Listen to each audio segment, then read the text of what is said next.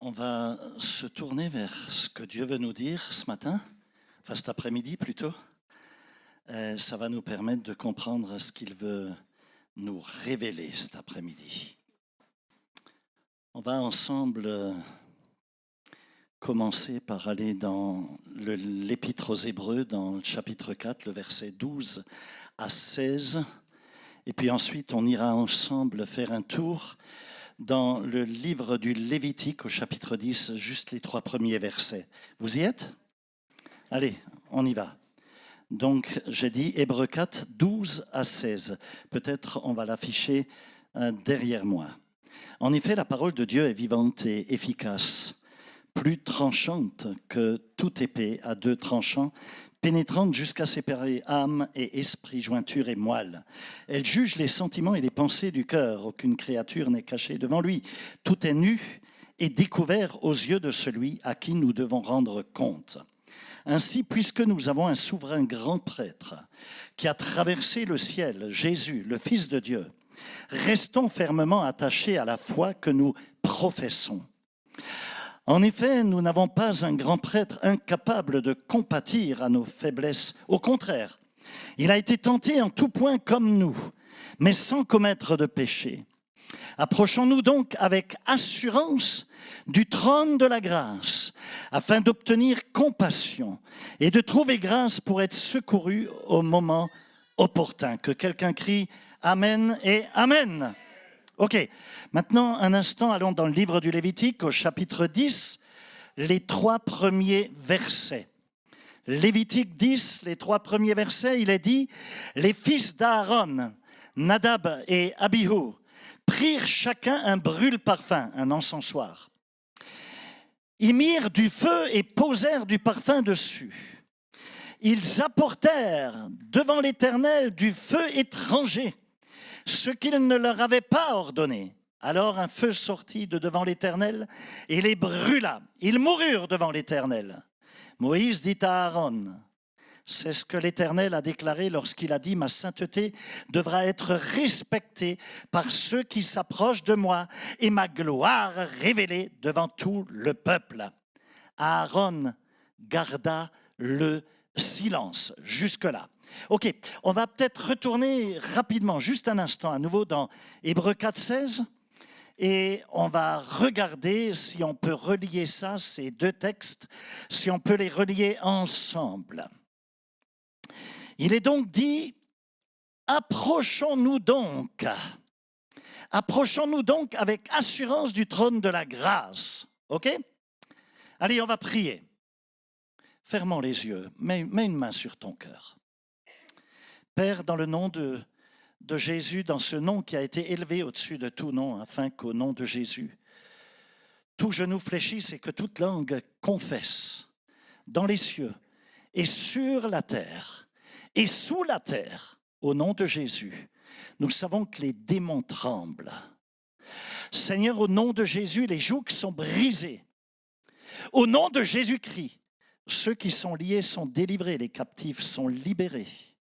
Et c'est dans ce nom invincible, dans ce nom qui ne change pas, irrévocable, dans ce nom qui est éternel, dans ce nom tout-puissant, Seigneur, dans le nom de Jésus, je veux te prier pour une bénédiction sur cette parole aujourd'hui. Qu'elle descende, cette parole, la révélation de cette parole, qu'elle pénètre au plus profond de nos tripes, dans nos cœurs. Donne-nous, accorde-nous, fais-nous grâce d'une compréhension plus profonde de ce que tu as pour nous, Père. Dans le nom de Jésus, je te prie, ce nom qui a été élevé au-dessus de tout nom, toute autorité, toute domination, toute puissance, je te dis, Seigneur, merci et qu'à toi seul revienne l'agneau de Dieu. Amen et Amen. Gloire à Dieu. Vous pouvez vous asseoir dans la présence du Seigneur. J'aime énormément ce texte qu'on vient de lire. Je l'aime parce qu'il commence par un principe très important pour chacun de nous. Voyez-vous, c'est très intéressant parce que le livre, l'Épître aux Hébreux, non seulement il définit qui nous sommes, nous, mais il définit aussi ce qu'est la parole de Dieu. Il définit également le Seigneur. Et chaque fois que tu regardes le livre aux Hébreux, cet épître, en vérité, tu regardes un livre dont le thème finalement consiste à nous pousser vers quelque chose de meilleur.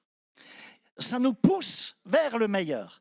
Je vois que l'auteur du livre des Hébreux, je ne sais pas si tu connais l'auteur, il y a une grande discussion à ce sujet, ça n'a jamais été totalement... je pense que c'est Apollos, que tu trouves dans la parole de Dieu. Certains pensent que c'est Paul ou un autre auteur, mais personnellement, ça n'engage que moi. Je pense que c'est Apollos. Donc l'auteur, en tous les cas, du livre aux Hébreux, eh bien, il nous écrit, comment dirais-je, afin qu'on comprenne que ce qu'on a maintenant, c'est bien meilleur que ce qu'on avait dans le passé. OK? Et il nous parle même d'aller vers le meilleur. Alors en vérité, cette épître, elle s'adresse en priorité aux Hébreux, c'est-à-dire au peuple juif, puisqu'elle est adressée aux Hébreux. Elle est adressée aux Juifs, qui est un peuple qui a une vraie connaissance de la Torah, c'est-à-dire de l'Ancienne Alliance. À la différence du livre aux Romains, de l'Épître aux Romains, qui est écrit de telle manière que les païens puissent comprendre la grâce, puissent recevoir le salut. L'Épître aux Romains parle aux gens de Rome. C'était des païens, ils n'avaient pas de culture judaïque.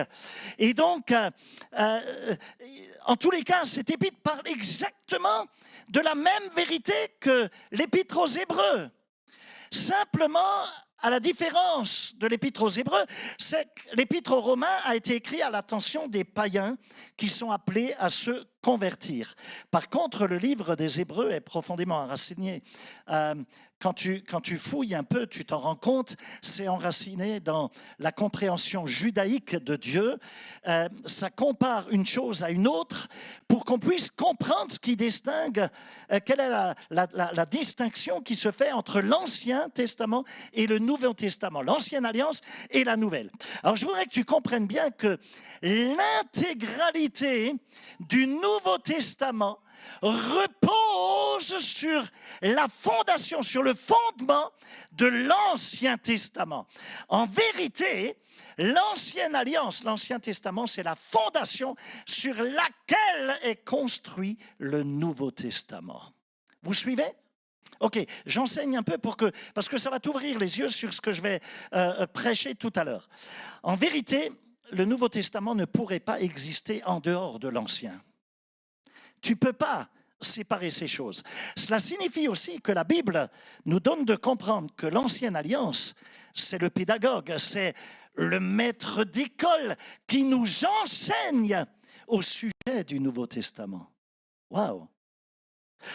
En vérité, le livre des Hébreux nous amène à comprendre que l'intégralité de la parole de Dieu est tellement... D'abord, la parole de Dieu dans son intégralité, la Bible, c'est un livre juif.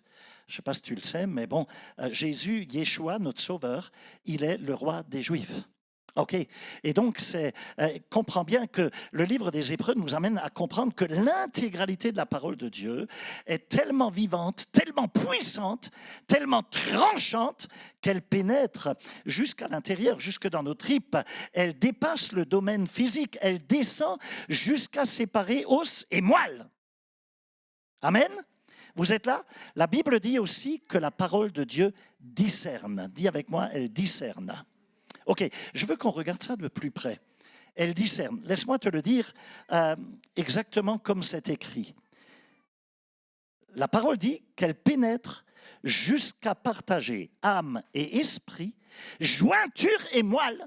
Elle juge, écoute bien, les pensées et les intentions du cœur. Donc de l'âme et de l'esprit. C'est profond. La chose est que toi et moi, nous pouvons très bien penser, waouh, et ça va loin cette histoire.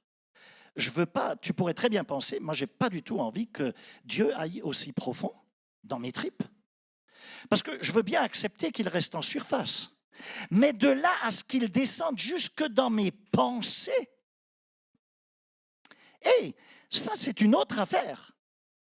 Parce que mes pensées, quelquefois, je dis autre chose que ce que je pense. Et ça c'est une autre affaire. Peut-être qu'il faut que je les travaille, mes pensées. Parce qu'il y a tellement de choses que je dois apprendre à filtrer au niveau de mes pensées avant qu'elles sortent de ma bouche.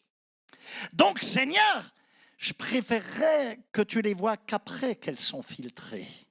Parce que si tu vois réellement ce qui est au fond de moi, mes amis, la chose est que la parole de Dieu discerne. Et du coup, elle fait la différence, jusqu'à la différence, entre les pensées et les intentions du cœur, les motivations internes. Et c'est pour cela que, après tout, seul Dieu peut réellement nous juger. Pas un homme. Parce que les gens te jugent par rapport à ce que tu as fait. Mais Dieu juge pourquoi tu l'as fait. Ce n'est pas la même chose. Dieu est celui qui sonde les pensées de notre cœur. Il comprend le pourquoi et pas seulement le quoi. Les gens parlent du quoi. Ils parlent de ce que tu fais ou de ce que tu as fait. Mais Dieu descend jusque dans le pourquoi tu l'as fait.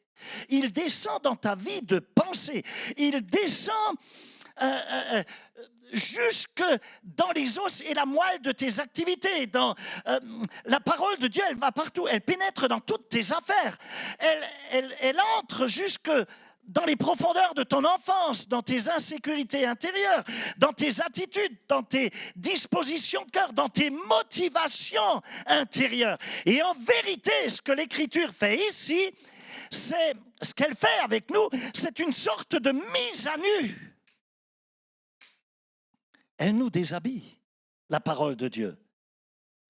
Quand j'arrive dans ce texte, au départ, j'y arrive entièrement habillé. Mais dès que je rentre dans ce texte, petit à petit, c'est comme si les Écritures déboutonnent ma chemise et commencent à retirer tous mes vêtements. Et là, il me montre à quel point Dieu me regarde jusque dans les profondeurs de mon être. Et plus il me met à nu, et plus ça devient inconfortable pour moi. Plus je me sens inconfortable. Parce que je ne veux pas qu'un Dieu aussi saint regarde quelque chose d'aussi humain comme moi, d'aussi imparfait que moi. Je ne veux pas que ce Dieu qui est 3 fois saint regarde quelque chose d'aussi charnel que moi. Je ne veux pas que Dieu qui est saint, qui vient d'en haut, qui est céleste, regarde quelque chose d'aussi terrestre que moi. Vous suivez? Je ne veux pas que Dieu qui est tout-puissant et si élevé dans les cieux regarde quelque chose d'aussi bas. Et du coup, tu peux avoir tendance à dire, Père, franchement, je suis très mal à l'aise sur le fait que tu vois même mes pensées. Dieu, tu descends jusque dans mes pensées, tu discernes les intentions de mon cœur, ce que les autres ne voient pas. Mais toi, tu le vois. Mes amis, la Bible nous rappelle qu'aucune créature n'est cachée devant lui et que tout est à nu et à découvert. Mon frère, tu peux mentir à ta femme. Ma sœur, tu peux mentir à ton mari. Tu peux mentir à tes enfants. Tu peux dire à ta mère ou à ta belle-mère ce que tu veux. Mais tout est à nu devant celui à qui nous avons affaire. Tout est complètement exposé devant lui. Tu peux pas, tu peux pas, même peu importe ce que tu dis, il sait. Et du coup, il ne sert à rien de venir devant Dieu avec des détours. Tu n'as pas besoin de t'excuser, parce qu'il sait déjà. Avant même que tu t'approches de lui, Dieu sait déjà ce qui se passe dans tes tripes. Il sait exactement ce qui se cache derrière ta religiosité, derrière ta manière de parler, derrière ton comportement, derrière ta disposition de cœur, derrière tes motivations, derrière ta frime ou ton semblant d'humilité ou que sais-je. Il sait aussi ce qui se cache derrière tes réactions de faiblesse, derrière tes tremblements. Il descend jusque dans tes pensées et il entre jusque dans tes intentions. Il dit, à quelque part en paraphrase, le Seigneur dit, si tu veux venir à moi, Dieu te dit aujourd'hui, si tu veux venir à moi, tu dois venir nu. Dieu dit, tu dois venir devant moi tout en comprenant et en sachant que de toute façon, je vois tout à travers toi, je te scanne. Je suis un IRM surnaturel. Je vois tout ce qui se passe. Et je voudrais que tu comprennes bien que toute chose et toute créature sont nues devant Dieu. Cela signifie qu'Adam, dans le jardin d'Éden, il n'avait jamais réussi à se cacher de Dieu. Jamais. Les feuilles de figuier qu'il avait faites pour couvrir sa nudité n'ont jamais fonctionné. Cela me fait aussi dire qu'en vérité, toi et moi, nous sommes tout aussi nus devant Dieu qu'on l'était au moment de la création du temps d'Adam. Il n'y a rien de nouveau. Devant Dieu, toute créature est mise à nu. Il n'y a rien en nous, ni pensée, ni intention, ni attitude, ni motivation intérieure, tout ce que tu veux, rien qu'il ne puisse pas voir. J'en conviens, quelque part, c'est vraiment inconfortable de se retrouver complètement nu devant Dieu. Néanmoins, au moment même où il me dépouille, où il me déshabille, il me réconforte. Écoute bien, parce qu'il est un père. Il me réconforte dans ma nudité. Il apporte une tunique de peau qui ont couvert la nudité d'Adam. Tu te rappelles de cet épisode? Peux-tu t'imaginer Adam debout, il est complètement nu devant Dieu, et Dieu lui apporte une tunique de peau encore chaude et encore probablement remplie de sang, qui du coup, quand Adam se met cette tunique sur sa nudité, le sang de cette peau qui est encore là, qui est encore chaude, coule sur ses cuisses. Et là, je vois que Dieu me couvre. Dieu dit, puisque, et on l'a lu, puisque nous avons un grand souverain sacrificateur qui a traversé les cieux, Jésus, le Fils de Dieu, demeurons fermes dans notre profession de foi. Il dit, tiens fermement ce que j'ai mis en toi. Tiens de manière ferme ce avec quoi je t'ai couvert. Maintenant, écoute bien. Tu as quelqu'un, si tu as reçu Jésus dans ton cœur, écoute bien, si tu as reçu Jésus dans ton cœur, tu as quelqu'un qui vit à l'intérieur de toi. Jésus, regarde où je veux en venir, qui est souverain sacrificateur, il se laisse toucher. Il est sensible à nos faiblesses et à nos infirmités. Il se laisse toucher dans son cœur. Il n'est pas touché par notre bonté, par notre propre justice, par notre soi-disant sainteté, par nos talents, par, je sais pas moi, par nos dons, etc. Non, il est touché par le sentiment de nos faiblesses et de nos infirmités. Il ressent cette pauvreté intérieure que nous pouvons ressentir. Mes amis, la chose est que nous avons tous, et cela sans exception, nous avons tous quelque part une infirmité et des faiblesses. Quelque part. Tu la vois peut-être pas, tes lunettes sont peut-être pas suffisamment propres, mais tu la discernes peut-être pas. Mon frère, toi tu la discernes pas, ta femme certainement la discerne, ta faiblesse. Si tu poses la question aux autres.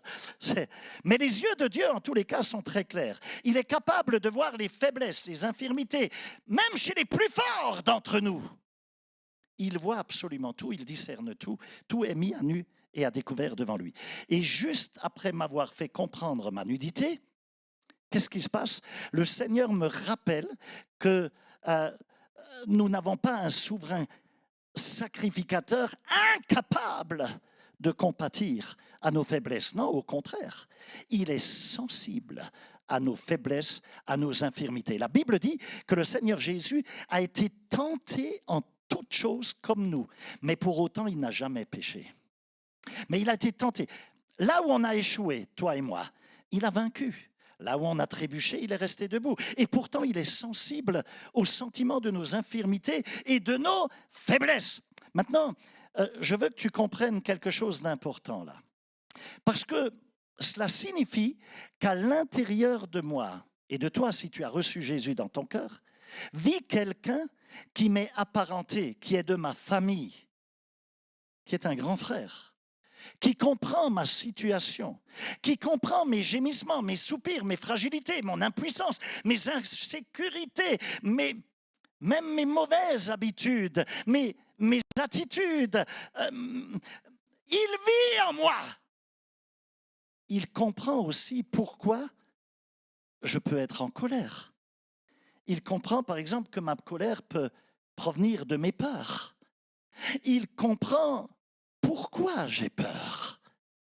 Il sait ce qui s'est passé et il connaît ma vie depuis ma plus tendre enfance. Il sait même pourquoi je suis comme je suis. Il vit en moi. Jésus vit en moi. Là où j'ai échoué, lui a réussi. Et pourtant, bien qu'il soit victorieux, il me comprend. Il se laisse toucher. Il est sensible à mes faiblesses, à mes échecs, à mes infirmités. Il est sensible à cela. Mes amis, cela signifie, vous savez ce que cela signifie? Cela signifie prier au nom de Jésus-Christ. Voilà ce que ça signifie. C'est le mot de passe. Quand tu pries au nom de Jésus-Christ, parce qu'il vit en toi, lorsque tu prononces le nom de Jésus-Christ, c'est le mot de passe qui t'ouvre le ciel. C'est la clé qui déverrouille la porte. C'est le code de sécurité qui ouvre tous les coffres-forts remplis de bénédictions que Dieu a en réserve pour toi dans le ciel. Et je voudrais que tu comprennes que durant la famine, écoute bien, lorsqu'Israël, dans la Genèse déjà, lorsqu'ils ont traversé une famine, pour que les fils de Jacob aient pu aller en Égypte pour obtenir de la nourriture avec succès, pour qu'ils puissent rentrer avec de quoi se nourrir, il fallait que Joseph soit à l'intérieur, déjà à l'intérieur du système égyptien. Wow! Comprends bien. Joseph était leur plus jeune frère. Tout ce qu'il avait traversé, le rejet, le fait d'être mis à l'écart, il était critiqué, calomnié, laissé pour mort, tout cela, c'était la main de Dieu qui le déplaçait petit à petit comme un pion sur un échiquier. Dieu l'a placé de plus en plus jusqu'à le placer au cœur de l'empire égyptien. C'est juste fou.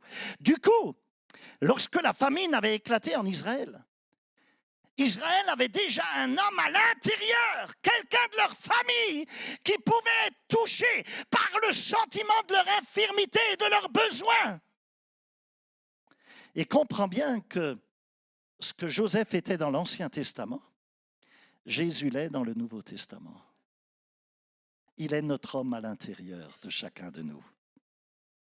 Car il y a un seul médiateur entre Dieu et les hommes, Jésus-Christ.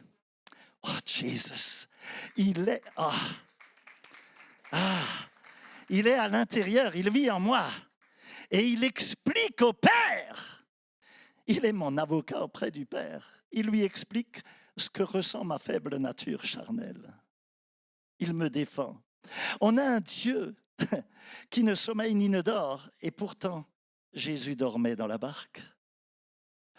Et parce qu'il dormait dans la barque, parce qu'il est parfaitement Dieu, mais il était aussi parfaitement humain, il peut donc expliquer ce que c'est que d'être fatigué, ce qu'on ressent dans notre nature charnelle, ce qu'on peut ressentir dans la solitude. Lorsque les 70 lui avaient tourné le dos, il s'est adressé à ses 12 en leur disant « Et vous aussi, vous voulez y aller ?» Il sait exactement ce que produit un sentiment d'insécurité, un sentiment de trahison. Mes amis, Jésus est sensible à nos sentiments, à nos faiblesses. Il avait été tenté en toutes choses. Satan lui avait dit « Jette-toi du haut de cette montagne. N'est-il pas écrit que les anges te porteront ?» Et Satan lui a aussi dit, si tu es le Fils de Dieu, ordonne que cette pierre devienne du pain. Jésus sait ce que c'est que d'avoir faim. Il était aussi parfaitement homme. Dieu qui est esprit, il n'aurait jamais pu ressentir ce que c'est que d'avoir faim s'il n'y avait pas eu Jésus. S'il n'y avait pas eu Jésus. Lorsque tu dis « j'ai faim », tu parles à un Dieu qui n'a jamais eu faim puisqu'il peut créer tout ce qu'il veut, quand il veut et comme il le veut. Et après tout, il est esprit. Lorsque tu dis « je suis fatigué », tu parles à un Dieu qui ne s'est jamais endormi depuis des milliards d'années, depuis toujours. Mais quand tu dis « au nom de Jésus-Christ », tu parles à cette partie de Dieu qui a accepté de s'incarner dans la nature de l'homme, qui s'est couché et qui a dormi dans une barque. Et ce souverain sacrificateur, il se laisse être touché par le sentiment de nos faiblesses. C'est vraiment un réconfort que d'avoir Jésus, non? Vous ne trouvez pas? Donc Dieu m'a exposé, il m'a mis à nu et à découvert à travers un verset, et puis ensuite il me réconforte avec le verset suivant. Et il me dit que j'ai quelqu'un qui vit au-dedans de moi, son nom est Jésus.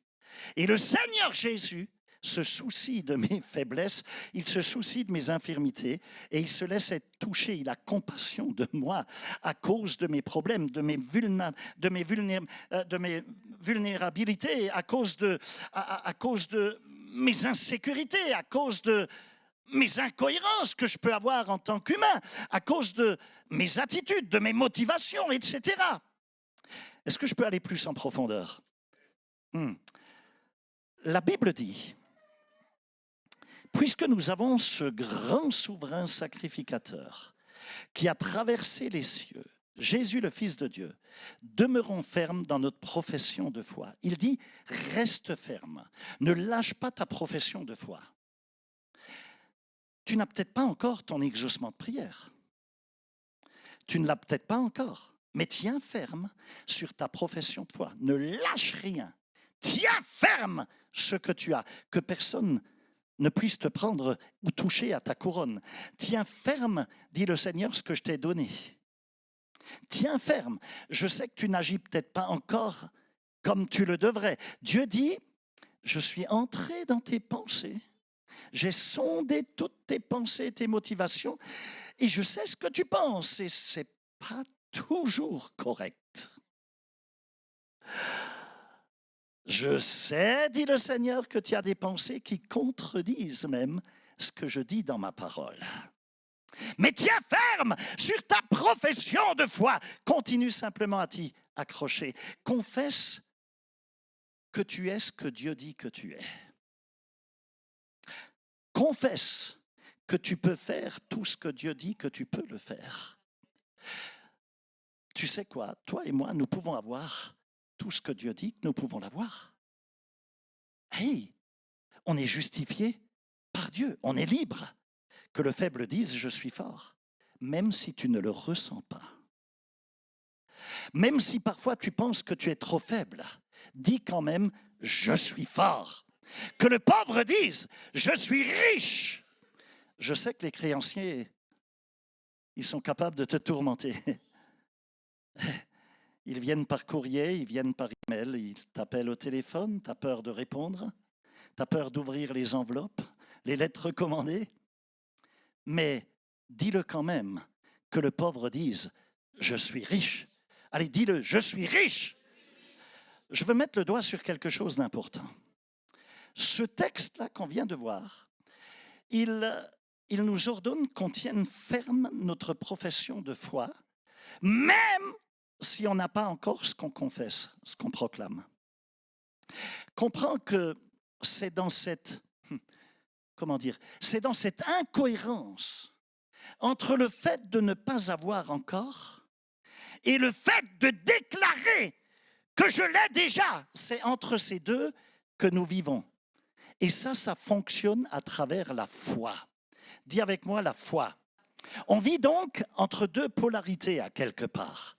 je professe quelque chose que je n'ai pas encore, je n'ai pas encore ce que je proclame. Et Dieu dit, n'arrête pas de le proclamer même si tu ne le possèdes pas encore. Continue à parler comme si tu étais justifié, sauvé, même si tu ne te sens pas encore totalement justifié, même si tu penses que tu n'es pas encore totalement correct dans tel ou tel domaine, etc. Continue, même si tu penses que tu n'es pas encore totalement juste, même si tu ne fais pas encore ce qui est vraiment juste, continue à parler comme si tu es juste. Continue à parler, continue à proclamer, continue à professer. Tu sais quoi? La Bible dit que le pouvoir de la vie et de la mort se trouve dans ta bouche, sur ta langue. Wow, je pense que je vais commencer à prêcher là. Seigneur, aide-moi. J'ai planté le décor. OK. Je sais que peut-être tu es malade dans ton corps. Je sais que tu peux avoir un pouls qui est faible et que le médecin t'a dit qu'il te reste peut-être que quelques jours à vivre. Mais s'il te plaît, si c'est le cas, mais ne confesse jamais en tant qu'enfant de Dieu ce que le médecin vient de te déclarer. Le médecin peut te dire ce qu'il veut. Mais toi, en tant qu'enfant du Seigneur, tu dois déclarer par ses meurtrissures, je suis guéri. Tiens ferme ta profession de foi. C'est ce que ça veut dire. Il y a quelque chose dans le fait de proclamer, comment dirais-je, qui... Quand tu proclames, il y a quelque chose qui est tellement important qui est attaché à cela que Dieu veut que tu continues à parler vers le haut, même quand les choses semblent descendre pour toi. Lui, il veut que tu proclames les paroles qui viennent d'en haut, pas celles d'en bas. Continue à parler de manière juste, car ce que disent les Écritures, ce que dit la parole de Dieu, c'est la vérité. La vérité, c'est Jésus qui s'est incarné, c'est la parole incarnée qui est venue marcher sur la terre. Je suis le chemin, la vérité, la vie, dit Jésus. La parole de Dieu est la vérité. Donc, s'il te plaît, une fois pour toutes, continue à déclarer la vérité, même si tes émotions sont parties en excursion et ont fait des sorties de route, ou que sais-je moi, même si dans la tête, le moral, il commence à pencher et puis à partir en vrille. Continue à proclamer la parole de Dieu. Continue à parler de puissance et de miracles, même si tu te sens faible jusqu'aux genoux et que tu voudrais qu'une chose, c'est de t'endormir et plus te réveiller. Tiens ferme ta profession de foi. Il y a quelque chose dans le fait que tu dises, dans le fait que tu confesses. Il y a quelque chose dans le fait de proclamer qui est excessivement puissant. La Bible dit que les rachetés de l'Éternel le disent, qu'ils le disent. Tu ne peux pas être un racheté et garder ça en secret. Ne sois pas un racheté en devenant un agent secret du Seigneur, il n'en a pas besoin. Il n'a pas besoin de DGSE ni de DGSI. Il n'en a pas besoin, il a besoin que tu le témoignes. Il y a quelque chose dans ta profession, dans le fait que tu témoignes. Comprends bien que la confession, elle est faite pour accéder au salut. Oh mon Dieu. Est-ce que vous entendez ce que je dis? Si tu confesses de ta bouche le Seigneur Jésus, et si tu crois dans ton cœur que Dieu l'a ressuscité des morts, tu seras sauvé. La confession, elle est ultra importante, elle est capitale. Je professe, je le dis, même si j'ai des faiblesses, des infirmités qui contredisent ce que je dis. Allez, on va aller encore plus loin. Waouh, ça devient bon là. Il est écrit, ainsi, puisque nous avons un souverain grand prêtre qui a traversé le ciel, Jésus, le Fils de Dieu, restons fermement attachés à la foi que nous professons. En effet, nous n'avons pas un grand prêtre incapable de compatir à nos faiblesses. Au contraire, il a été tenté en tout point comme nous, mais sans commettre de péché. Je n'ai pas le temps, j'ai vraiment pas le temps de traiter tout cela en détail, mais il y a 3 points fondamentaux dans lesquels Jésus a été tenté. 3 points. 3 points dans lesquels il a été tenté. Il y avait aussi certaines choses particulières, quand tu regardes bien, dans lesquelles Jésus ne pouvait pas être tenté. Regarde, par exemple, il ne pouvait pas être tenté de commettre l'adultère, il n'était pas marié. Quoiqu'il aurait pu commettre la fornication dans ce cas, mais pas l'adultère en tous les cas. Il y avait certaines choses qu'il ne pouvait pas faire parce que les circonstances l'en empêchaient. Mais ce que je veux te dire, il a quand même été tenté en toutes choses. Parce que comprends que pour Dieu, il n'y a que 3 catégories de péché. Est-ce que tu entends bien? La convoitise de la chair, la convoitise des yeux et l'orgueil de la vie. 3 catégories de péchés. Et c'est ce qui t'explique que lorsque Jésus est allé dans le désert, le diable s'est pointé et il a été tenté de 3 manières. Convoitise de la chair, convoitise des yeux, orgueil de la vie. Quand Adam et Ève étaient dans le jardin, Satan s'est glissé vers eux en parlant de la convoitise de la chair. Ensuite, de la convoitise des yeux. Regarde le fruit. Regarde comme il est bon à manger, comme il est beau. Puis l'orgueil de la vie, le désir de devenir comme Dieu, un Dieu. Convoitise de la chair, si tu manges cela et blablabla et blablabla. En vérité, il n'y a que 3 catégories de péchés. Nous, en ce qui nous concerne, on perd souvent notre temps avec des détails. Mais laisse-moi te dire, Dieu traite le péché par catégorie. Il ne se prend pas la tête. Donc, quand la Bible dit qu'il a été tenté en tout point, elle parle de 3 catégories. Et tous les détails se rangent derrière ces 3 catégories. Vous comprenez ce que je dis là? OK? Parce que souvent, on perd notre temps avec les détails. On commence à regarder le péché des autres et on dit « Ouh là là, heureusement que je n'ai pas fait ce qu'il a fait. Hein? » Mais quelle est la différence, dis-moi? Si tu as en horreur la mangue et que tu achètes un cheesecake à la place, il contient probablement les mêmes calories ou peut-être même plus. Le cheesecake en a peut-être même plus que la mangue. Alors arrête avec ça. Ton corps traite la nourriture exactement de la même manière. Tu manges une mangue, tu manges un cheesecake ou ce que tu veux comme gâteau ou j'en sais rien. Donc 3 catégories. Donc ne rentre pas dans les détails parce que tout simplement ça ne sert pas à grand-chose, n'est-ce pas? C'est la même chose avec le péché. Les détails ne sont pas importants. Ce qui compte, ce sont les catégories. Jésus a été tenté en tout point. Il a été tenté comme nous, mais pour autant, il est resté sans péché. Puis il a dit, approchons-nous donc avec assurance du trône de la grâce. En d'autres termes, viens directement à Dieu.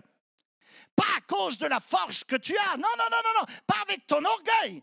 Mais viens avec assurance parce que tu as Jésus qui vit à l'intérieur de toi. Ce n'est plus toi qui vis, c'est Christ qui vit à travers toi. Quand Jacob est allé en Égypte, il est allé avec assurance dans un pays qu'il ne possédait pas, un pays étranger. Il est entré avec assurance et Dieu l'a béni parce qu'un de ses fils était à l'intérieur de ce pays. Un fils qui avait été rejeté par ses frères, vendu pour 20 pièces d'argent, rendu esclave, jeté dans une prison, puis relevé par le don. Il a été capable d'interpréter les rêves de Pharaon. Il est devenu un intercesseur à l'intérieur de cet empire. Cette histoire, elle peut paraître familière, non? Pourquoi est-ce que je te dis ça? Parce que ce qui est arrivé à Joseph, c'est qu'une ombre de ce qui est arrivé à Jésus plus tard. Joseph était un type, une image de Jésus. Tu dois comprendre ceci. Lorsque tu gardes cette assurance en toi, lorsque tu gardes cette assurance dans ton cœur, il ne faut pas que je perde le fil, parce que c'est important là. Je vais aller plus vite. Hein.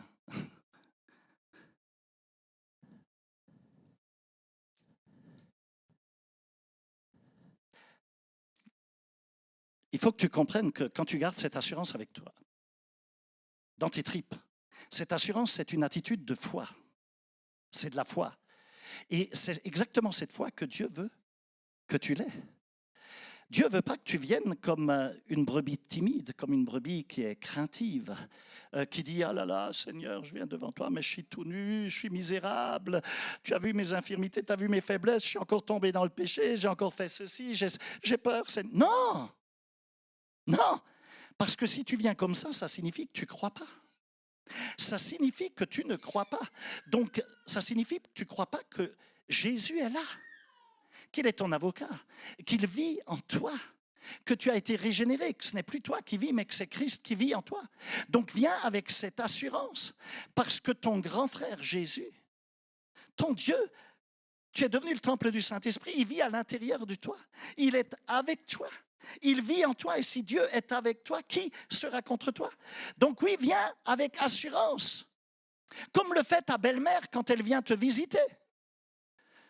Ta belle-mère, elle vient, elle sonne même pas, elle rentre tout de suite. Si la porte n'est pas fermée, elle pénètre parce qu'elle sait que c'est la maison de son fils ou de sa fille. Et il est peut-être même possible que si c'est ta belle-mère qui rentre, que quelquefois tu dois la calmer.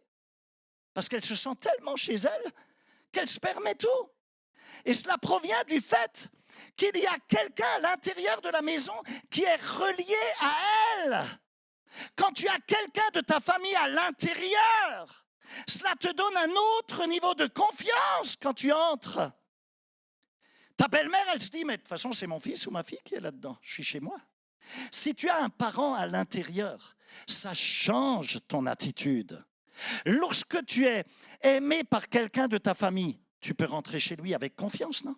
Tu sais qu'il ne va pas te mettre dehors. Et la belle-mère, elle se dit, je suis tranquille, je suis dans la maison de mon enfant. Mes amis, le Seigneur Jésus vit en nous, par son esprit. Il est dans notre être intérieur, dans notre esprit. C'est le genre de confiance que Dieu veut que tu aies. Il veut que tu cultives la conscience de sa présence en toi. Cette assurance, c'est une démonstration de foi dans l'œuvre que Christ a achevée sur la croix. Cela te donne donc accès à la grâce. Et sans la grâce, tu ne pourrais jamais te tenir dans la présence de Dieu. Mais à cause de Jésus, tu peux. Alors voici ce que tu dois comprendre. Toute cette vérité, elle repose sur la fondation de l'ancienne alliance, de l'Ancien Testament. Parce que si tu te nourris de cette vérité du Nouveau Testament en mettant de côté la fondation de l'Ancien Testament, écoute ce que je dis, alors ton assurance va devenir de l'arrogance. Fais très attention. Et du coup, tu vas penser que tu peux tout faire comme tu le veux, tu peux faire ce que tu veux et venir au trône quand tu veux et comme tu le veux.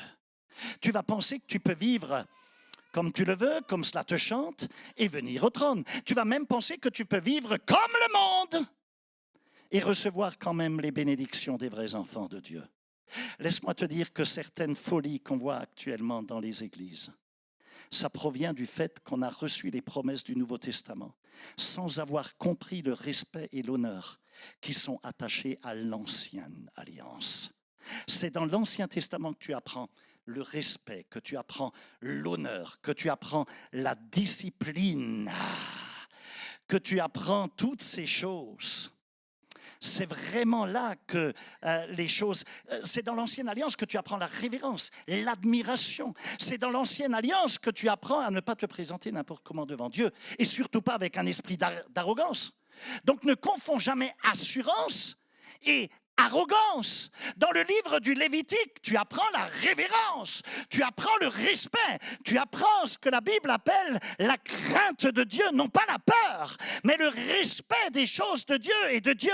Pour ceux qui ne connaissent pas Nadab et Abihu, ou qui lisent un peu la Bible sans vraiment la comprendre, laisse-moi te dire que Nadab et Abihu étaient les fils aînés d'Aaron, qui était le souverain sacrificateur.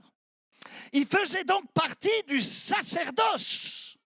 Et lorsque Dieu avait appelé Aaron, il avait dit à Moïse, prends Aaron et ses 4 fils, afin qu'ils exercent le ministère devant moi.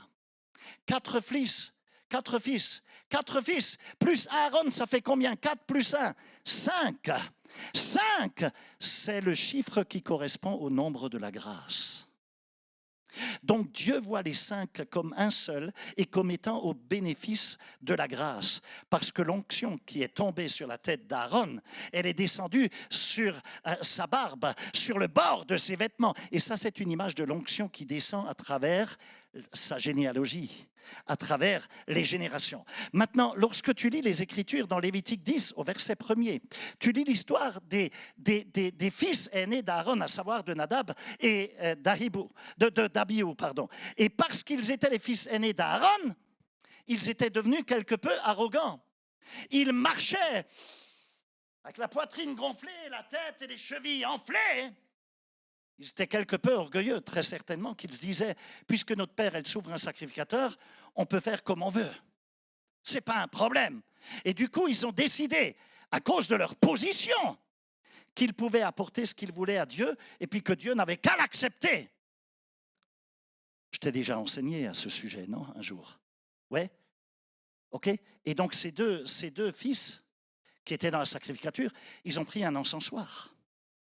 Et on va rapidement le relire peut-être. C'est juste le verset 1er de Lévitique 10. Il est dit, les fils d'Aaron, Nadab et Abihu, prirent chacun un brûle-parfum, y mirent du feu et posèrent du parfum dessus. Ils apportèrent devant l'Éternel, du feu quoi? Étranger, ce qu'il ne leur avait pas ordonné. Ils avaient donc mis du feu dedans, ok? Ils ont mis du feu, ils ont posé le parfum dessus, et qu'est-ce qui s'est passé? Ils sont allés dans la présence de Dieu. OK? C'est très, très, très dangereux. Mes amis, on ne peut pas... Il y a des feux que Dieu n'acceptera jamais. Il y a des faux feux que Dieu ne peut tout simplement pas accepter. Il faut comprendre. Il y a même une traduction qui dit qu'ils ont mis un feu non autorisé. C'est là que beaucoup de disciples passent actuellement dans les églises aux côtés de quelque chose. Tu peux avoir l'énergie de l'église, mais pour autant ne pas avoir l'onction. Tu sais comment chanter et prier, mais pour autant il est possible que ce soit un feu étranger. Parce que tu invites quelque chose dans ta vie, tu imites quelque chose dans ta vie qui provient d'une marche qui n'est pas une vraie marche avec Dieu. Tu peux t'habiller comme un bon chrétien, tu peux parler comme nous, tu peux crier comme nous, tu peux danser comme nous, mais quand ces choses arrivent devant Dieu, si tu n'es pas clean devant le Seigneur, Dieu va discerner les intentions de ton cœur, les intentions du cœur de ce feu. D'où provient ce feu? Et quand il va l'examiner pour voir d'où il vient, il va discerner un feu qui n'est pas autorisé. Et alors Dieu dira, ça a une drôle d'odeur, ça ne sent pas juste là. Durant un culte, tu peux voir plein de disciples danser, sauter, crier, mais si tu connais vraiment la différence entre le vrai et le faux, si tu discernes, dans certains cas, tu vas dire, là, ça sent un peu bizarre. Il y a de la fumée, mais ça ne sent pas bon. Certaines choses que je vois aujourd'hui passer pour des choses d'église, quelquefois, ça fume. Mais c'est bizarre pour moi. Je me pose des questions. Ça sent comme une odeur de non autorisé. Ça sent comme l'odeur d'un feu étranger. En tout cas, ça ne sent pas être légitime. Je ne parle pas d'être parfait, parce que loin de là, cette pensée, aucun d'entre nous n'est parfait. Aucun. Mais je parle d'être légitime, de venir d'un endroit autorisé. Ça sent comme si tu te prenais pour quelqu'un, comme si tu te trouvais excessivement beau et puis attirant, et comme si tu voulais être vu, comme si tu voulais paraître. Ça sent comme si tu avais des problèmes tout en faisant semblant que tout va bien. Hypocrite. Feu étranger. Feu étranger. Ils ont donc mis du feu dans l'encensoir, ils ont posé du parfum dessus. Il faut que tu comprennes que c'est le feu qui permet au parfum de dégager une odeur. C'est le feu qui permet cela. Si le feu n'est pas correct, laisse-moi te dire, le parfum ne peut pas être correct non plus dans ce cas-là. Et donc ils ont offert devant l'Éternel un feu étranger qui ne leur était pas permis. Je vous ai déjà parlé de Nadab et d'Abihu, ok? Et qu'est-ce qui s'est passé? Ils sont venus devant Dieu et le feu est sorti à ce moment-là de devant l'Éternel. Et parce qu'il n'était pas le bon feu, Dieu leur a montré ce qu'était le vrai feu. Parce qu'à ce moment-là, Dieu montre qu'il combat le feu par le feu. Et Dieu a dit, puisque tu viens vers moi avec ton feu mondain, ton feu du monde là, je vais te montrer ce qu'est le vrai feu. Et la Bible dit que le feu de Dieu est sorti et les a consumés et ils sont morts sur le champ. Ils sont morts en jouant avec Dieu. Ils sont morts en imitant les choses qui étaient vraies, mais c'était pas juste. Ils sont morts parce qu'ils n'étaient pas authentiques. Et c'est à ce moment-là que Moïse est allé voir Aaron, qui était leur père. Et il lui a dit, écoute, tes 2 fils viennent de mourir là, le feu est sorti des narines de Dieu et ils sont morts sur le coup. Et donc Moïse a dû consoler Aaron. Et je vois qu'il est écrit qu'Aaron a gardé le silence. Il n'avait aucun argument à présenter. Il s'est tu devant Dieu. Ses fils faisaient les bonnes choses, mais de manière non autorisée. Ils ont fait une bonne chose, ils ont servi, mais pas de la manière correcte. Voilà le respect. Voilà ce qu'est la révérence. Si tu n'apprends pas, frère, ce qui se trouve dans le livre du Lévitique, l'épître aux Hébreux va te rendre arrogant. Quand Dieu te dira simplement de t'approcher du trône avec assurance, tu vas venir avec arrogance si tu n'as pas de révérence, si tu n'as pas de respect. Est-ce que tu comprends la différence? L'arrogance, c'est le sentiment d'avoir le droit à tout. C'est l'extrême grâce. Ah, mais je suis sauvé, donc je peux faire ce que je veux. Comment tu peux faire ce que tu veux? Elle vient d'où cette fausse doctrine? Mais Dieu est un Dieu d'équilibre. Tu ne peux pas couper le Nouveau Testament de l'Ancien. Jésus a accompli l'ancienne alliance à travers la nouvelle. Il ne l'a pas dégagée. Tu ne peux pas venir en disant, ouais, parce que je suis le fils d'Aaron, pasteur, mais tu parles de quoi là? Moi, je suis le fils d'un tel. Mais je suis le fils d'Aaron, donc je fais ce que je veux, comme je veux. Je n'ai pas besoin d'écouter tes conseils, pasteur. Je n'ai même pas besoin de te rendre de compte. Quoi, tu veux que je te rende des comptes? Mais non, mais oh, c'est une blague. Non, mes amis, parce qu'il s'agit de la maison de Dieu. Et parce que c'est la maison de Dieu, il y a une certaine soumission, une certaine humilité qui sont requises. Maintenant, ce Dieu qui sonde nos intentions, il nous dit aussi quelle attitude il veut que nous ayons devant le trône. Il dit, ne viens pas ici n'importe comment, comme si j'étais rien, comme si j'étais vil, comme si j'étais juste un Dieu parmi d'autres, parce que je peux te brûler, je peux te consumer. Je peux t'anéantir. Je mettrai mon feu contre le tien et je brûlerai ton arrogance. Dieu dit, viens à moi, mais je veux que tu viennes avec un profond respect de qui je suis. C'est comme quand tu élèves un enfant à qui tu dis que tu veux qu'il te respecte. Mais pour autant, tu veux qu'il n'a pas peur de toi. Tu es son papa, tu es sa maman. Tu veux qu'il se sente à la maison. OK? Donc Dieu dit, je ne veux pas que tu aies peur parce que je suis ton père. Et je ne veux pas que tu aies peur de ton père. Mais d'un autre côté, je veux que tu me respectes. Dieu dit, ne me parle pas comme tu parles à tes copains ou à tes frères, parce que je suis ton père, et un père 3 fois saint. Tu comprends? Si tu fais fi de cela, si tu fais un déni de cela, ça va t'empêcher d'accéder au trône. Maintenant, ce que je veux faire, c'est rapidement pour finir là-dessus, c'est équilibrer l'assurance avec l'arrogance. Je veux que tu comprennes ces 2 paramètres. Ce sentiment d'avoir droit à tout et comme si Dieu était obligé absolument de te bénir.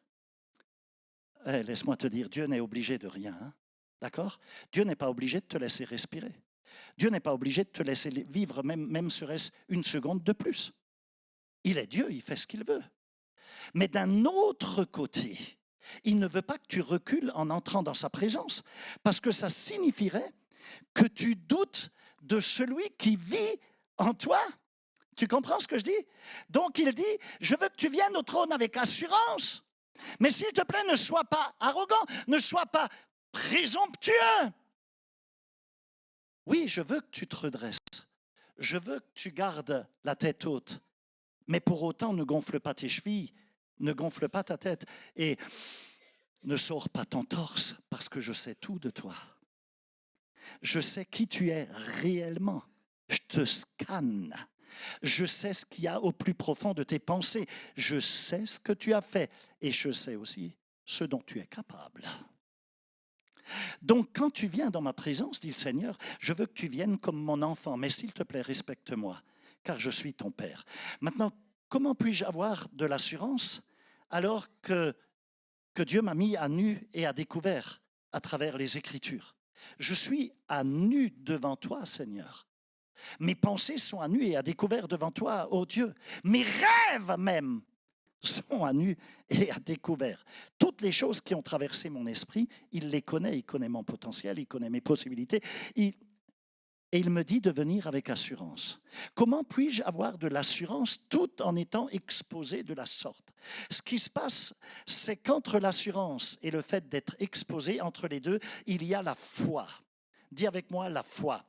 La seule façon d'avoir de l'assurance, tout en étant à nu et à découvert devant lui, c'est de croire en celui qui te représente et qui vit en toi, qui est ton avocat auprès du Père. Car nous n'avons pas un souverain sacrificateur qui ne puisse être touché par le sentiment de nos infirmités, de nos faiblesses. Jésus-Christ, boum! Voilà, nous y sommes là. La compassion. Tiens, j'ai parlé de la compassion, c'était quand vendredi soir, à l'équipe de 12 de l'Église. Et je veux avertir là chaque disciple, chaque personne en position de leadership. Écoute ce que je vais dire. Ton empathie, ta compassion, elle sera testée par rapport à ton niveau de leadership que tu exerces, par rapport à l'influence que tu as. Si tu exerces ton leadership sans empathie, sans compassion, laisse-moi te dire, Dieu te jugera. Oui. Il te jugera. Pourquoi est-ce que je dis ça? Comment je le sais? Parce que la Bible dit que Dieu dit qu'il n'écoute pas la prière d'un époux, d'un mari, à cause de la manière dont il traite sa femme. S'il la traite mal, les prières sont bloquées, le ciel se ferme. Dieu juge. Si Dieu te met dans une position d'autorité, le mari a une position d'autorité, il est la couverture de la femme dans le foyer. Si Dieu te place dans une position d'autorité et que tu abuses de cette autorité en perdant l'empathie, la compassion, Dieu dit, à ce moment-là, je vais fermer le ciel pour toi. Je serai fermé à ton égard, tout comme tu restes obtus à l'égard des autres. Ce à quoi on est souvent confronté de nos jours, et je m'en rends compte, c'est qu'on a des gens qui exercent un leadership, mais qui n'ont pas d'empathie ou qui n'ont pas suffisamment de compassion. Et laisse-moi te dire quelque chose, ce dont le monde a besoin, ce ne sont pas des magiciens. Le monde n'a même pas besoin de miracles en vrai. Mais Dieu cherche, parce que le monde en a besoin, il cherche des hommes et des femmes qui ont de l'empathie et de la compassion. Il cherche des cœurs de père, des cœurs de mère. Lorsque j'étais encore jeune pasteur, tout au début de mon ministère, à l'époque, ça date d'il y a 38 ans en arrière, lorsque j'ai eu dans l'Église les premières obsèques à célébrer quand il y a eu des décès, lorsque j'allais dans des maisons où il y a eu des décès, j'y allais et tu sais quoi, franchement, c'est toujours pareil, ça n'a pas changé, je ne savais pas quoi dire. Je ne sais toujours pas quoi dire. Je me rappelle à l'époque avoir cherché dans les librairies un bouquin qui aurait pu m'expliquer quoi dire à ceux qui viennent de perdre quelqu'un, à ceux qui, lorsque quelqu'un est décédé dans une famille. Mais la chose est qu'il n'y a rien que tu puisses dire en réalité qui fasse disparaître la douleur. Quand quelqu'un meurt, il n'y a pas de verset magique que tu peux citer. Quand quelqu'un meurt, c'est une déchirure. La douleur, elle est là. Il n'existe pas une certaine manière de se tenir ou une chose que tu pourrais voindre ou qui enlèverait le fait que cet époux ou cette épouse ou que cet enfant est mort. Non! S'il est mort, il est mort. Et la douleur est là, la déchirure est là, la séparation est là. Tout ce que tu peux faire, c'est d'entrer dans la maison et de pleurer avec ceux qui pleurent, de faire le deuil avec ceux qui sont dans le deuil. C'est la seule chose que tu peux faire. Pourquoi? Parce qu'il y a quelque chose dans l'empathie, dans la compassion, qui apporte du réconfort. Quand tu pleures avec ceux qui pleurent, ça les réconforte. Jésus est venu de Dieu. Il est Dieu. Il a accepté d'être incarné dans la nature humaine. Il nous a rejoints afin que Dieu puisse avoir de l'empathie, de la miséricorde, de la compassion envers nous. Il aurait été tellement facile pour Jésus de dire écoute, moi je ne peux pas comprendre ce que tu as traversé parce que je suis Dieu, je suis d'en haut, toi tu es d'en bas, on vient d'endroits différents, donc c'est ton problème, ce n'est pas le mien. Non! Mes amis, Dieu a fait l'effort de se laisser être touché. Il a fait l'effort de venir jusqu'à nous, de s'incarner dans notre nature humaine pour connaître nos émotions, nos sentiments. Il a fait l'effort de se laisser être touché par le sentiment de nos infirmités, de nos faiblesses. Pourquoi? Parce que l'empathie et la compassion, ça crée la parenté. J'ai déjà vu des gens de la même famille qui ne se parlaient plus. Ils se boudaient. S'étaient déchirés, ils se mordaient comme chien et chat. Mais lorsqu'ils sont venus aux obsèques de leur maman, de leur mère, qui venait de décéder, alors que le grand frère qui ne parlait pas au plus petit frère, ils étaient en guerre, littéralement. Ils se haïssaient. Mais lorsque le petit frère a vu le grand frère s'approcher du cercueil et qu'il a pleuré de toutes ses tripes, de tout son corps, toutes ses larmes de son corps, euh, euh, parce qu'il a aimé sa maman, le petit frère, qui pourtant le haïssait, il n'a pas tenu. Ils étaient en bisbis, mais le petit frère, à ce moment-là, l'a rejoint, s'est jeté dans les bras du grand frère, avec qui ils étaient en bisbis. Et ensemble, ils ont pleuré, ils sont comme retombés amoureux l'un de l'autre, c'est juste fou, à cause de la manière dont le grand frère aimait la maman. Et suite à cela, plus jamais ils ont boudé, ils ont restauré leur relation, ils sont devenus comme les meilleurs amis jusqu'à la mort. Pourquoi ? Parce qu'il y avait de la compassion, de l'empathie, là où il y avait de la douleur. L'empathie renforce la parenté. Vous n'entendez pas ce que je dis ? Vous n'entendez pas ce que je dis ? Ça renforce. Tu n'as pas besoin de dire la bonne chose ou une phrase magique. Soucie-toi simplement de l'autre. Pleure avec lui. Si tu peux être touché par le sentiment de nos infirmités et de nos faiblesses, cela fait de nous une famille. C'est ce qui fait que tu peux faire partie de la famille des enfants de Dieu. Mes amis, ce n'est pas la couleur de notre peau qui fait de nous une famille. Tous ceux qui ont la même couleur de peau que toi ne sont pas forcément de ta famille. Comprends cela? Ce n'est pas la peau qui crée la parenté, c'est l'empathie, c'est la compassion.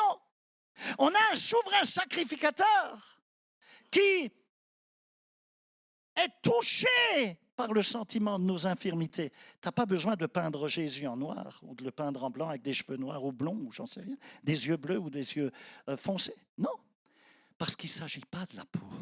Il s'agit de parenté. Es-tu de sa famille? Es-tu un fils, une fille de Dieu? Dieu est-il ton père? Ça n'a rien à voir avec la couleur de la peau. Ce n'est pas parce que tu es blanc ou noir que tu as raison.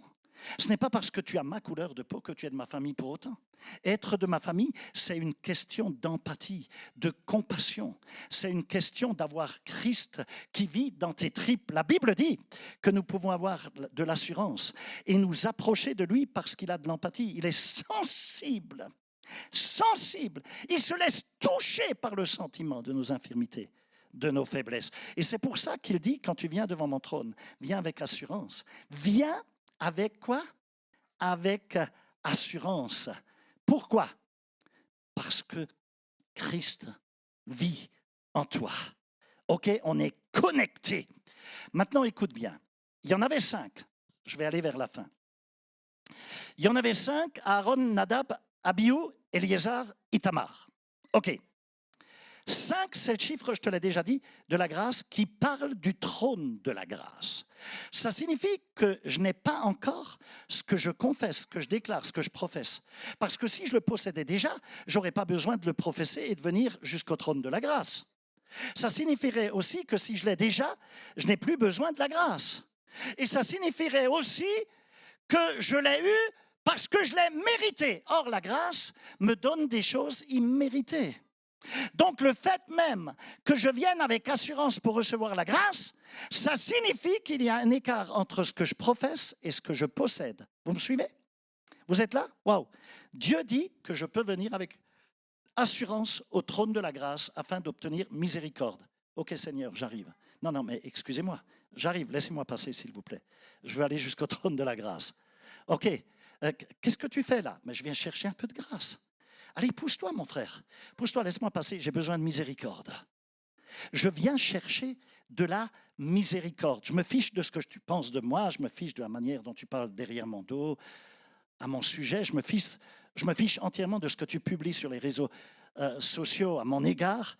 Je viens parce que je suis venu chercher de la miséricorde. Et je viens avec assurance parce que je suis la propriété privée de Dieu. Jésus vit en moi et il est sensible à mes faiblesses, à mes besoins, à mes infirmités. Il ressent ce que je ressens. Et une des choses que j'aime avec mes enfants, particulièrement avec la dernière, Anaya Sharon, c'est que j'ai beau fermer la porte de la chambre, de notre chambre parentale à clé, peu importe l'heure, lorsqu'elle toque, elle dit « Papa, c'est moi ».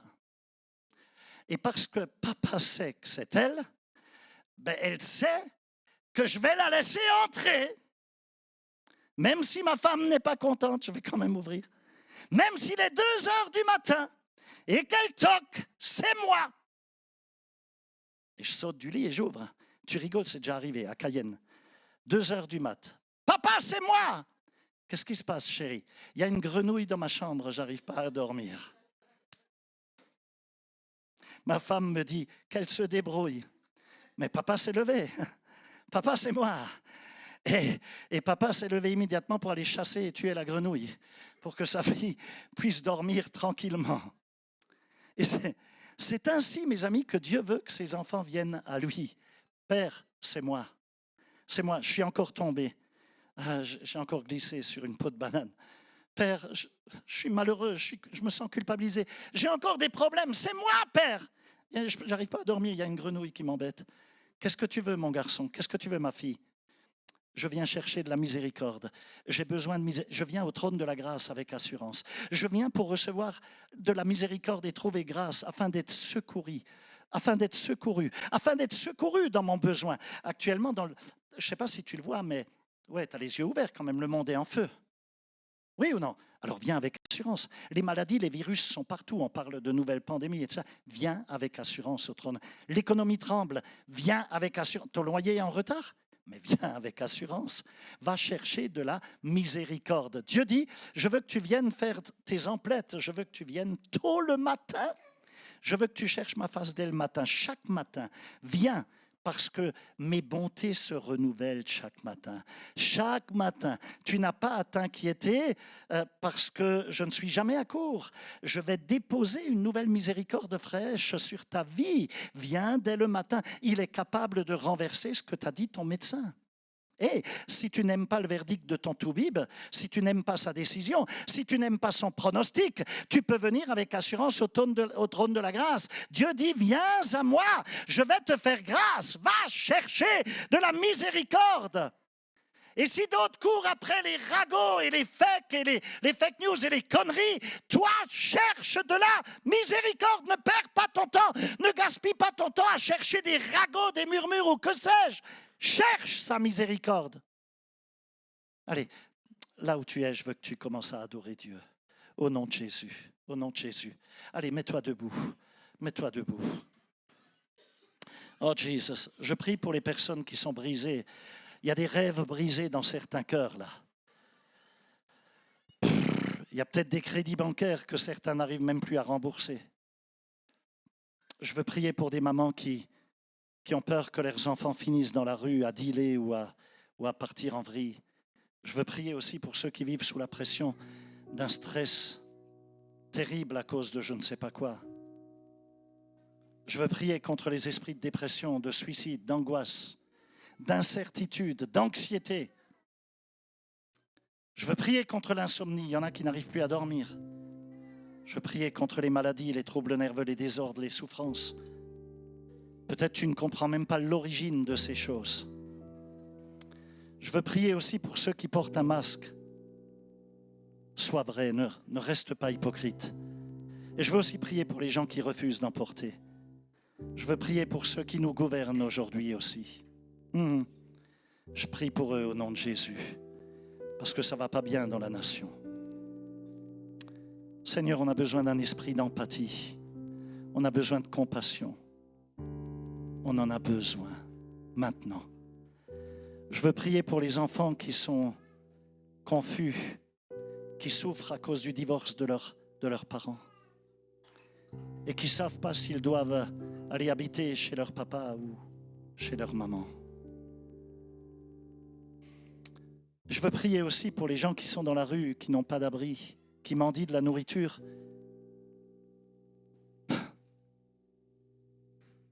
Et de qui nous sommes capables de passer à côté sans nous arrêter avec orgueil.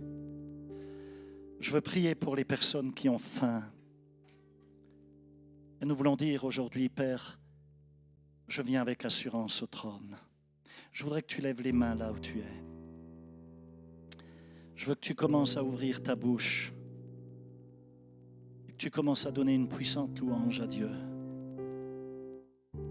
Qu'est-ce que dit Dieu? Il dit, si mon peuple sur qui a invoqué mon nom s'humilie, prie, cherche ma face et se détourne de ses mauvaises voies, alors je l'écouterai des cieux, je lui pardonnerai son péché et je guérirai son pays. Mon frère, ma sœur, Dieu veut entendre ta voix. Il veut t'entendre, je ne t'entends pas là. Il veut t'entendre. Dis-lui, papa, c'est moi.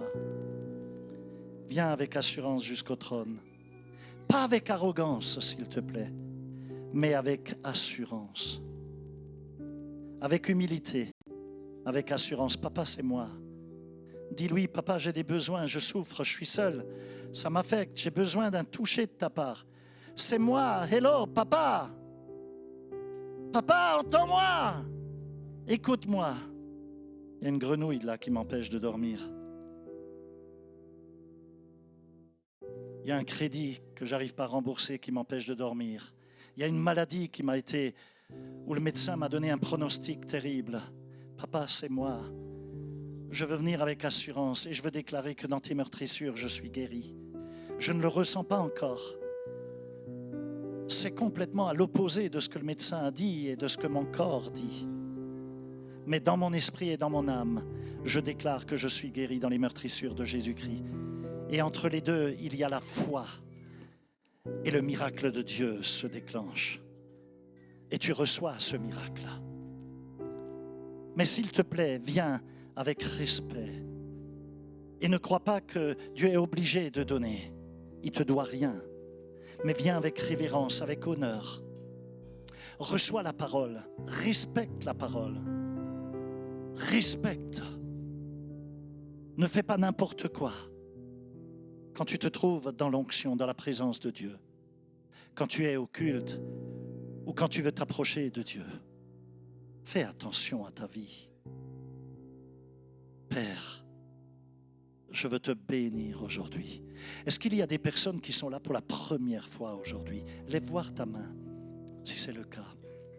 Tu es là la première fois? Sois béni, bienvenue. Est-ce qu'il y en a d'autres? Ouais, super. Vous parlez quoi? L'espagnol? Oh, wow. Grazie, Seigneur. Alléluia. Vous venez de Colombie? Oh, viva Colombia. Alléluia. Jesus. Est-ce qu'il y en a d'autres qui sont là pour la première fois? Y en a-t-il d'autres qui sont là pour la première fois? Non? Non? Si? Ok. Tu as besoin d'une touche de Dieu aujourd'hui? Tu ressens que tu as besoin que Dieu te touche?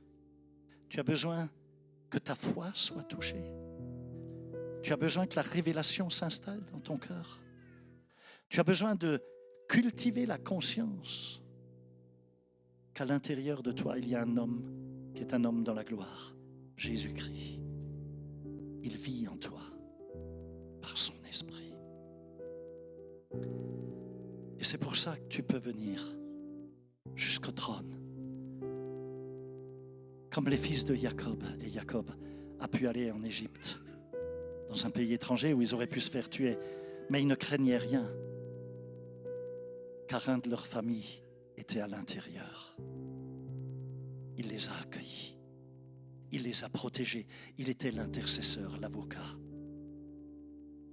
et il les a bénis.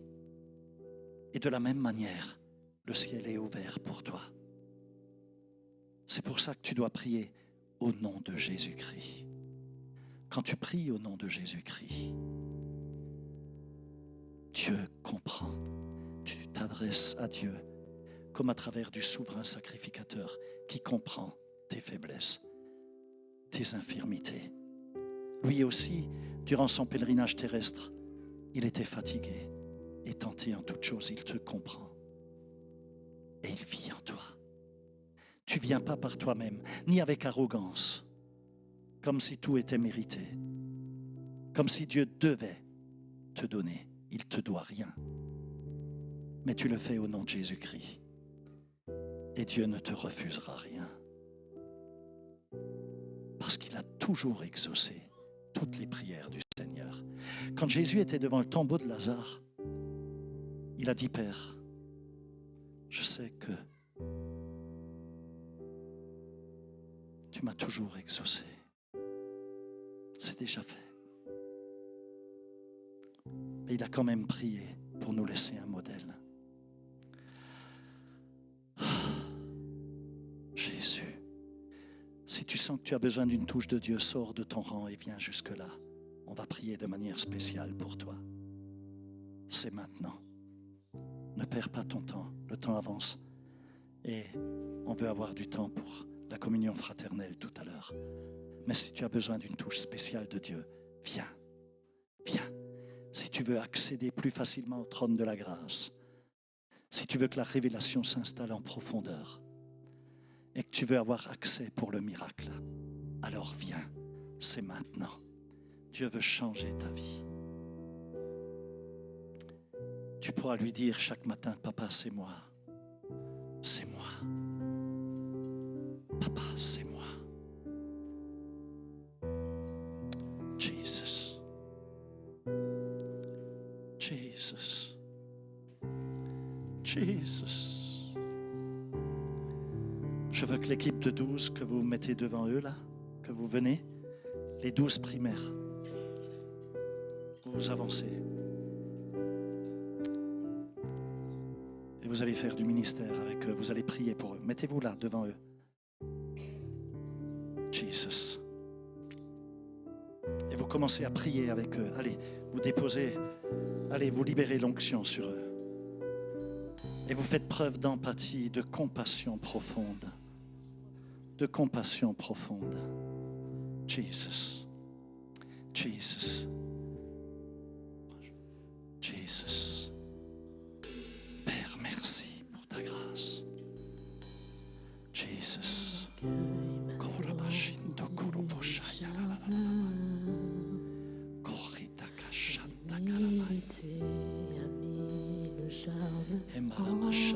Si tu as besoin de Jésus dans ta vie, si tu as besoin de faire la paix avec Dieu, alors avance-toi et reçois le Seigneur. Ne pars pas sans Jésus. Ne pars pas sans lui. Jesus. Jesus, hallelujah. Parce que son amour ne s'achète pas, ni ne se mérite. Son amour est un cadeau. Par grâce, il se reçoit. Car son amour ne s'achète pas, ni ne se mérite. Son amour est un cadeau. Par grâce, il se reçoit. Je désire connaître Jésus. Je désire connaître Jésus. Je désire connaître Jésus. Je désire connaître Jésus. Son orgueil m'a sorti du jardin. Son humilité a mis le jardin en moi. Et si je vendais tout ce que j'ai en échange de son amour, j'échouerais.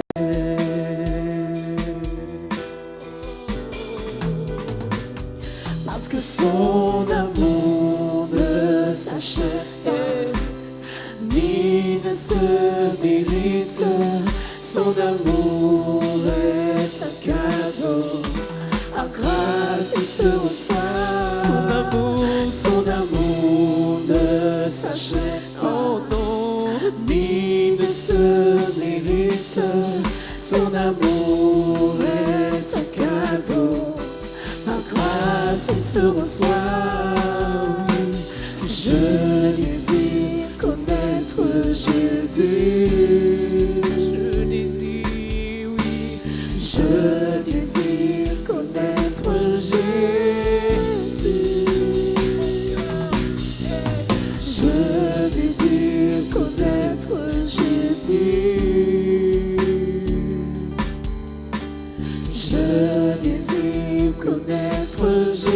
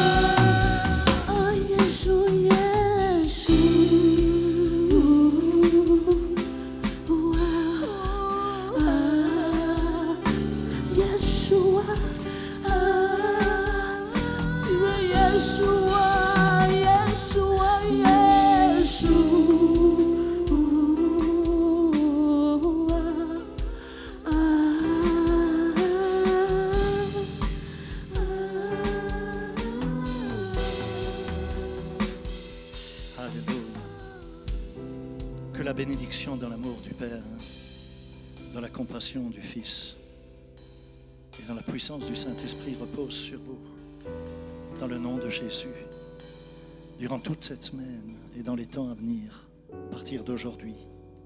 Chaque matin, dites-lui, Papa, c'est moi. Je viens au trône. Jésus vit en moi. Tu peux lui parler de tes faiblesses, il les connaît déjà. Ne te cache pas. Sois vrai. Et viens à lui avec révérence, avec respect, parce qu'il est un Père. Il t'aime. Il a payé le prix fort sur la croix pour te racheter. Et aujourd'hui, si tu l'as reçu dans ton cœur, il vit en toi. Et Jésus connaît tes faiblesses. Il compatit. Il est sensible. Il sait les combats que tu mènes. Il sait que tu as un loyer en retard ou que tu as tel ou tel problème. Il connaît ton couple, connaît tes enfants, connaît ta solitude et tes besoins. Viens au trône et confesse que le faible dise je suis fort, que le pauvre dise je suis riche. C'est la foi dans le nom de Jésus-Christ. Tu dois le faire au nom de Jésus-Christ. Et alors tu as accès au trône. Mais ne viens pas avec arrogance. Viens avec révérence, avec assurance. Tu es un fils. Quelqu'un de là-haut vit en toi. Il est en toi, à l'intérieur de toi. Tout comme Joseph était à l'intérieur de l'Égypte. Et toute la famille a eu accès. Israël a été sauvé. Soyez bénis dans le nom de Jésus. Je vous aime très fort. Et on se donne rendez-vous dimanche prochain. Et jeudi soir, il y aura une réunion de G12 par Zoom particulière parce que je voudrais que tous les 144 se réunissent. Donc, les 12 vont vous inviter à y participer. Que Dieu vous bénisse. Je vous aime. Allez, bon dimanche.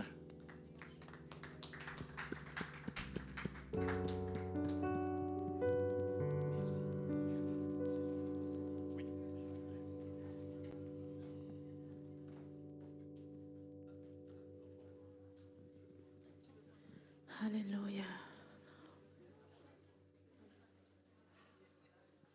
On va repartir avec de la joie.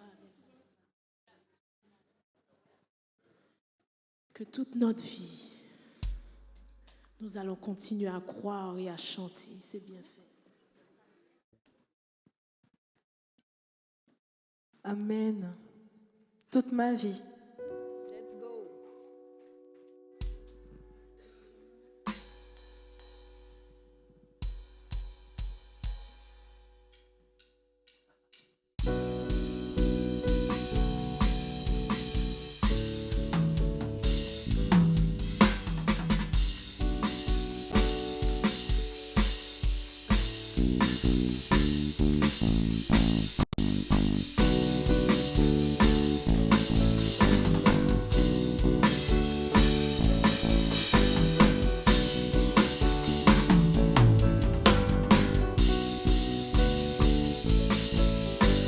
J'étais loin de toi dans l'obscurité, jusqu'à ce que je trouve enfin ta lumière à la croix. Je t'ai rencontré, Jésus, tu m'as donné ta vie, yeah. Tu m'as changé et maintenant je peux chanter toute ma vie. Je chanterai jusqu'à mon dernier soupir. Seigneur, je te louerai. Tu es ma source, tu es toute ma joie. Je te chanterai. J'étais loin de toi dans l'obscurité, jusqu'à ce que je trouve enfin Seigneur, ta lumière. Seigneur, j'ai trouvé ta lumière. Et à la croix, mon Dieu. à la croix. Ouais, Je t'ai rencontré, Jésus. tu m'as donné Tu ta m'as vie. donné ta Et aujourd'hui, je vie. suis dans la joie. Tu m'as changé et maintenant je veux chanter toute ma vie. Je chanterai mon dernier soupir, Seigneur, je te louerai. Tu es ma source, tu es toute ma joie. Je te chanterai toute ma vie, Seigneur, je chanterai Ouais. jusqu'à mon dernier soupir, Seigneur, je Parce que te louerai. Tu es ma source, tu es toute ma joie. Je te chanterai. Une dernière fois, je veux t'entendre, toi. Toute, dis-le-lui, Seigneur, jusqu'à. Parce que toi seul tu es toute. Je te cherche. Mais on va encore refaire une dernière fois, et oui. Toute, Seigneur, c'est mon engagement. Ouais, jusqu'à mon dernier soupir. Tu es ma source, tu es toute. Et je te chanterai. Est-ce qu'on peut acclamer Jésus? Alléluia.